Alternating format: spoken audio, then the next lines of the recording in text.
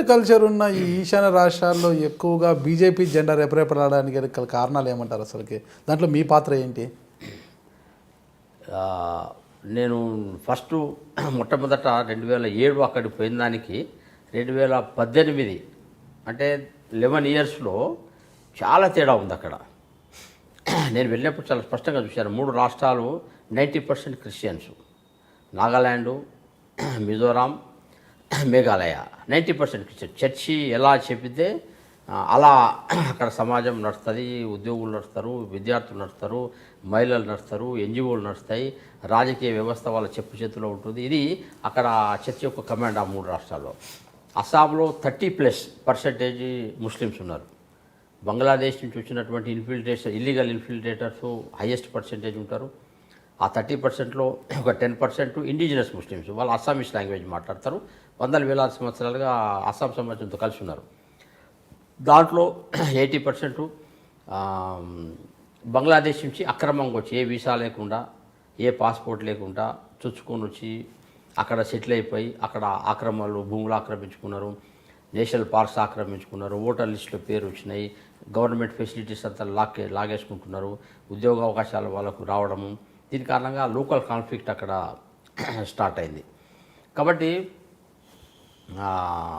మతం అనేది లేకుంటే ట్రైబల్ ఫీలింగ్స్ అనేవి ఒక సమాజంలో ఖచ్చితంగా డివైడ్ ఉన్నటువంటి సిచ్యువేషన్స్. నేను 2007లో వెళ్ళినప్పుడు బీజేపీ అనేది చాలా it is very small party. Congress versus regional parties. మణిపూర్లో మణిపూర్ పీపుల్స్ పార్టీ, అస్సాంలో అస్సాం గణ పరిషత్తు, నాగాల్యాండ్లో నాగా పీపుల్స్ ఫ్రంట్, మిజోరాంలో మిజో నేషనల్ ఫ్రంట్, త్రిపురలో కమ్యూనిస్ట్ పార్టీ. ఆ రకంగా ప్రతి స్టేట్లో బలమైనటువంటి రీజనల్ పార్టీసు వర్సెస్ కాంగ్రెస్. ఇప్పుడు 2007 నుంచి నేను చూసా. 2018కి వస్తే ఈరోజు అత్యధిక మెజారిటీతో అస్సాంలో భారతీయ జనతా పార్టీ ఓన్గా ప్రభుత్వం ఏర్పడ్డది. మణిపూర్లో అత్యధిక మెజారిటీతో సొంతంగా సపోర్ట్తో మనం ప్రభుత్వాన్ని ఏర్పరచుకున్నాం. అరుణాచల్ ప్రదేశ్లో అంతటా కాషాయ జెండాలు, బీజేపీ జెండాలు రెపరెపలాడుతున్నాయి. ఇప్పుడు మిజోరాంలో కూడా బీజేపీ జెండా ఎగరవేస్తున్నారు. త్రిపుర లాంటి ప్లేస్లో కూడా ఒక్క ఎమ్మెల్యే హిస్టరీలో ఎప్పుడూ లేకుండే 3% ఓట్స్ ఉండే.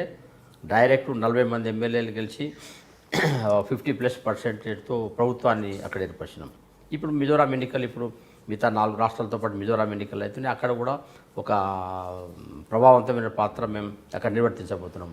ఎలా నిర్వహించబోతున్నారు అసలు? ఏమంటే ఆ కాన్ఫిడెంట్ ఏంటి అసలు? అక్కడ జెండా ఖచ్చితంగా ఎగరేస్తాం అంటున్నారు కదా మిజోరాంలో, ఏంటి ఆ కాన్ఫిడెంట్ అసలుకి? ఇప్పుడు స్టార్టింగ్లో నేను కూడా ఆశ్చర్యపోయాను. ఎందుకంటే క్రిస్టియన్స్ ప్రభావం ఎక్కువ ఉంది, అత్యధికంగా ట్రైబల్ సొసైటీసు, ముస్లిం జనాభా 30% ఉంది. మేఘాలయలో కూడా మేఘాలయ, త్రిపురలో కూడా ముస్లిం పర్సెంటేజ్ ఎక్కువ ఉంది. ఇక్కడ మన సంస్థలను రిసీవ్ చేసుకుంటారా అనేది చాలా అనుమానం ఉండే. అయితే బేసిక్గా ఈరోజు నరేంద్ర మోడీ గారు సబ్కా సాత్ సబ్కా వికాస్ అనేది ఈరోజు ఒక స్లోగన్ రూపంగా ఆయన ముందు పెట్టారు. అయితే సబ్కా సాత్ సబ్కా వికాస్ అనేది బీజేపీ యొక్క సంఘ పరివార సంస్థల యొక్క అదొక బేసిక్ ఫిలాసఫీ. వ్యవహారంలో మేము మొదటి నుంచి ఈ స్లోగన్తో పాటు మొదటి నుంచి ఉన్నాం. మేము క్రిస్టియన్స్ మీద బాగా కాన్సన్ట్రేట్ చేసినాం. ముస్లిమ్స్ రావడం కొద్దిగా టైం పట్టవచ్చు అని చెప్పి క్రిస్టియన్స్ మీద బాగా ఫోకస్ పెట్టాం. కాబట్టి దాంట్లో క్రిస్టియన్స్ లీడర్సు చాలామంది పొలిటికల్గా వచ్చారు. సంఘ పరివార సంస్థల్లో ఎక్కువ రాకున్నా పొలిటికల్గా క్రిస్టియన్స్ చాలామంది బీజేపీకి వచ్చారు. నేను ఉన్నప్పుడే ఒకనొక టైంలో 7 వరకు మేఘాలయలో గెలిచారు. అరుణాచల్ ప్రదేశ్లో క్రిస్టియన్ ఎమ్మెల్యేస్ బీజేపీలో గెలిచారు. ఆ తర్వాత అరుణాచల్ ప్రదేశ్లో క్రిస్టియన్ ఎమ్మెల్యేస్ బీజేపీలో గెలిచారు. నాగాల్యాండ్లో క్రిస్టియన్ ఎమ్మెల్యేస్ మణిపూర్లో గెలిచారు. కాబట్టి క్రిస్టియన్స్ బీజేపీకి రావడం అనేది ఒక సహజమైన వాతావరణం. చాలామంది మేము ఆర్ఎస్ఎస్ ప్రచారకులము, ఫుల్ టైం వర్కర్లు మేము వెళ్ళి మనం పనిచేయడం కారణంగా వ్యక్తిగత సంబంధాలు, ఇన్ఫార్మల్ ఫ్రెండ్షిప్, సెంట్రల్ పార్టీ కాబట్టి మాకున్నటువంటి ఇమేజ్, వీటి కారణంగా సహజంగా క్రిస్టియన్స్ మా దగ్గరకు వచ్చారు. ఒక మిజోరాం తప్ప మిగతా అన్ని ప్లేసెస్లో క్రిస్టియన్స్ సహజంగా బీజేపీని తమ పార్టీ కింద భావించడం స్టార్ట్ అయింది.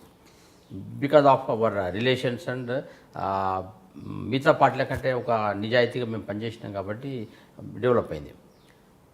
ముస్లిమ్స్లో ఇండిజినస్ ముస్లిమ్స్ అంటే వందల సంవత్సరాలుగా ఎవరైతే ముస్లిమ్స్ ఉన్నారో వాళ్ళు అస్సామీస్ మాట్లాడతారు. బంగ్లాదేశ్ నుంచి వచ్చిన వాళ్ళు బెంగాలీ లాంగ్వేజ్ మాట్లాడతారు. అక్కడే కల్చరల్ డిఫరెన్స్ స్పష్టంగా ఉంటుంది. ఇండిజినస్ ముస్లిమ్స్కు విదేశీ బంగ్లాదేశ్ నుంచి వచ్చిన ముస్లిమ్స్ మధ్యన చాలా స్పష్టంగా 2 నిమిషాలు అర్థమైపోతుంది. ఆయన బంగ్లా మాట్లాడుతుంటే వీడు బంగ్లాదేశ్ నుంచి వచ్చిందని, అస్సామీస్ మాట్లాడతారంటే నేను వెనకటి నుంచి అస్సాం సంబంధించి లోకల్ ముస్లిం అనేది, కిలంజియా ముస్లిమ్స్ అంటాం మన వాళ్ళని. ఇక్కడ చాలా స్పష్టమైన డివిజన్ ఉండేది. సహజంగా ఎప్పుడైతే మాకు అభద్రతా భావం వచ్చింది, మా ఎంప్లాయ్మెంట్ పోతుంది, మా ఫెసిలిటీస్ పోతున్నాయి అనేది ఇండిజినస్ ముస్లిమ్స్లో కూడా కోపం ఉండింది బంగ్లాదేశ్ ముస్లిమ్స్ మీద. సహజంగా సర్వానంద సోనోవాల్ నేతృత్వంలో మేము ఎప్పుడైతే మూవ్ అయినామో ఇండిజినస్ ముస్లిమ్స్ టోటల్గా బీజేపీ వైపు వచ్చారు. బంగ్లాదేశ్ ముస్లిమ్స్ కాంగ్రెస్ దగ్గర తీసుకున్నది బద్రుద్దీన్ అజ్మల్ అని చెప్పి ముస్లిం రీజనల్ పార్టీ ఉంది, all India United democratic fund AUDF అని, అటువైపు ముస్లిమ్స్ వెళ్ళారు బంగ్లాదేశీ ముస్లిమ్స్. అక్కడ మనం వచ్చింది. ఇంకోటి ఏంటంటే బంగ్లాదేశీ ముస్లిమ్స్ కారణంగా వస్తున్నటువంటి సురక్షా సమస్యలు, ఆర్థిక సమస్యలు, భూ ఆక్రమణలు, ఆ తర్వాత ఓట్ల రాజకీయాలు, కొన్ని ప్లేసెస్లో కేవలం బంగ్లాదేశీ ముస్లిమ్సే ఎన్నికల్లో గెలిచే పరిస్థితి వచ్చింది. కొన్ని అసెంబ్లీలు అయితే కొన్ని ప్లేసెస్లో 80% 90% ముస్లిం పాపులేషన్ అయిపోయింది, లోకల్ పాపులేషన్ మైనారిటీ అయిపోయారు. దీని కారణంగా రాజీవ్ గాంధీ సమయంలోనే పెద్ద ఎత్తున ఆల్ అస్సాం స్టూడెంట్స్ యూనియన్ టైప్లో ఈ బంగ్లాదేశస్తులందరినీ పంపించేయాలని చెప్పి ఆసు ఉద్యమం అని చెప్పి అప్పుడు చాలా పెద్ద ఫేమస్ ఉద్యమం అయింది. అప్పుడు అస్సాం అకార్డ్ అని అస్సాం సంబంధించినటువంటి ఒక అకార్డు అప్పుడు రాజీవ్ గాంధీకి ఆల్ అస్సాం స్టూడెంట్స్ యూనియన్ మధ్యన వచ్చింది. అయితే దాన్ని ఇంప్లిమెంట్ కాలే. మేము సిన్సియర్గా మేము వచ్చిన తర్వాత మోడీ గవర్నమెంట్ వచ్చిన తర్వాత వితిన్ 6 monthsలో ఆర్డినెన్స్ తీసి బంగ్లాదేశ్ నుంచి వచ్చినటువంటి హిందువులకు అన్ని రకాల చట్టబద్ధమైనటువంటి సిటిజన్షిప్ రైట్స్ మనం ఆర్డినెన్స్ తీసాం.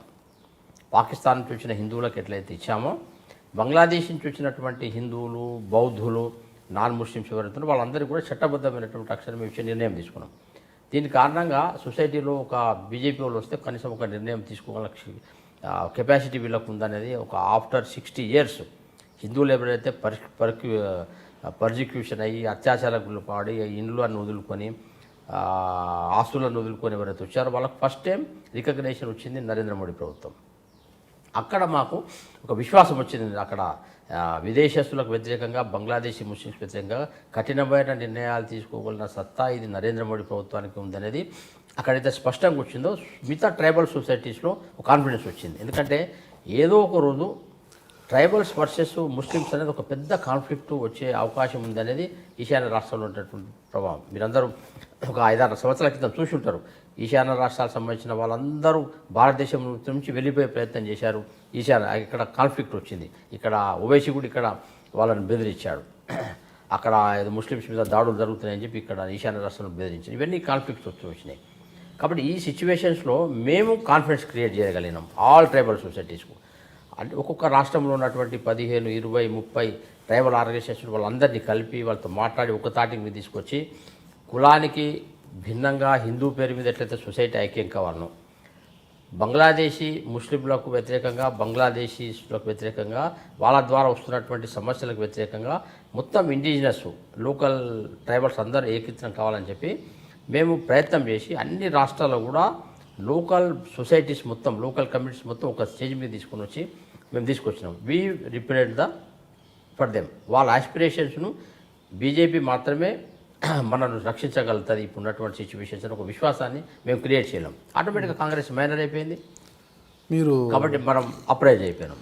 మీరు చూస్తున్నారు ఐ డ్రీమ్ న్యూస్ని. మీరు చూస్తున్నది ఐ డ్రీమ్ న్యూస్. అంటే కళలని నిజం చేస్తూ ప్రజలకి నిజాలని కళల ద్వారా తీసుకొచ్చే ఐ డ్రీమ్కి మై బెస్ట్ విషెస్. మీరు చూస్తున్నది ఐ డ్రీమ్ న్యూస్.